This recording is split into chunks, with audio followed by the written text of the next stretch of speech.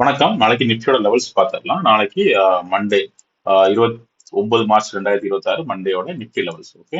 So இப்போதைக்கு Nifty ஒரு ஸ்ட்ராங்கான சப்போர்ட் ஜோன்ல டெஸ்ட் பண்ணி ரிவர்ஸ் ஆயிருக்கு. ஓகே, 24,400 ரேஞ்சு ஒரு ஸ்ட்ராங்கான சப்போர்ட் ஜோன். நாளைக்கு மார்க்கெட் கேப் டவுன் ஓப்பனிங் இருந்தா கூட இந்த ரேஞ்சுக்கு உள்ளாடியே ட்ரேட் ஆகும் பட்சத்துல ஒரு அப் ட்ரெண்டை நம்ம எதிர்பார்க்கலாம். 34,400 ரேஞ்சு கிட்ட மார்க்கெட் ஓப்பன் ஆச்சுன்னா மறுபடியும் ஒரு அப் ட்ரெண்டை எதிர்பார்க்கலாம். இது வரைக்கும் போலாம்னா 24,630 வரைக்கும் ஒரு அப் ட்ரெண்ட் கொடுக்கறதுக்கான வாய்ப்புகள் இருக்கு நாளைக்கு மார்க்கெட்ல. ஓகே, ஸோ இதுல ஒரு ரெசிஸ்டன்ஸ் இருக்கு.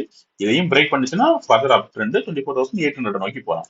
24,800 நோக்கி இதையும் பிரேக் பண்ணுச்சுன்னா ஃபர்தர் அப் ட்ரெண்ட் மேல போகலாம். ஓகே, ஒருவேளை நாளைக்கு மார்க்கெட் இந்த லெவலில் ஹோல்ட் பண்ண முடியாம இந்த 400 ரேஞ்சுக்கு கீழேயே நிஃப்டி ஓப்பன் ஆச்சுன்னா இந்த சேனல் பட்டனை பிரேக் பண்ற மாதிரி இருக்கும். அடுத்த சப்போர்ட் 24,350 இருக்கு. இதுல போய் சப்போர்ட் எடுத்து ரிவர்ஸ் ஆகி மறுபடியும் இந்த ட்ரெண்ட் லைனை டெஸ்ட் பண்றதுக்காக வரணும். இதை பிரேக் பண்ணிச்சுன்னா பிரேக் பண்ணி உள்ள வந்துச்சுன்னா மறுபடியும் 24,630 நிஃப்டி போறதுக்கான வாய்ப்புகள் இருக்கு.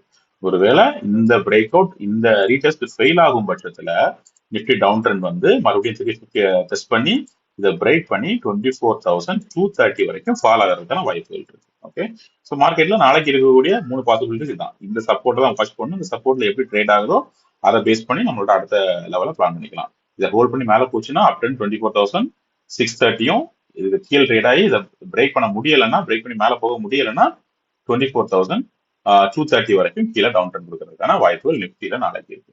டீடைல் வீடியோ டெஸ்கிரிப்ஷன்ல இருக்கு, அதையும் வாட்ச் பண்ணுங்க. Okay, thank you.